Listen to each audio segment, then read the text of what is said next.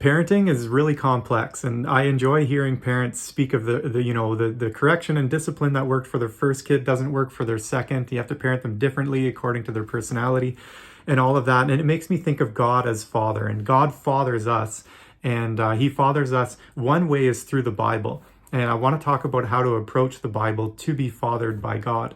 And what would you expect if there was a father of 8 billion people and was what gave an applicable message to all of them and put it down in a book? Well, that's what we have in the Bible, and that's why it's complex and has these like seeming contradictions, right? It has the furthest reaches of like grace and mercy on one hand, and then on the other hand, there's like there's like these strict requirements and expectations, and people are like, oh, which is it, right? So I want to share how to actually approach the Bible to be fathered by God.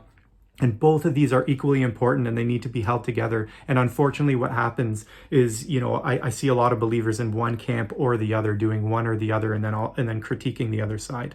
So the first is to get as much of the Bible as possible, to read it a ton, to get it stored up in the heart. And this is what I would call like the systematic theology camp.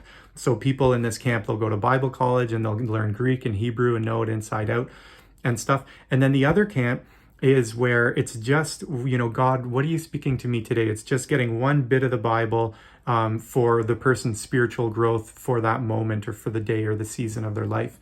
And and what happens is if you're only in the get as much of the Bible as possible, you get like paralysis analysis paralysis, where it's like, I see all of these things, like you're supposed to speak out, but you're supposed to stay quiet. Am I supposed to give, or am I supposed to save my money, right? Am I supposed to work hard, or am I supposed to rest and just be in grace?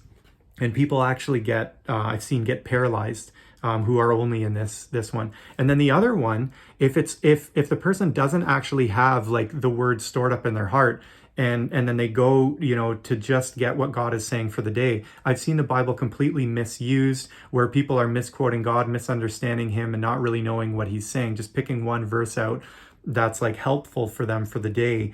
But they're actually not being fathered by God. They're more just choosing the thing that appeals to them.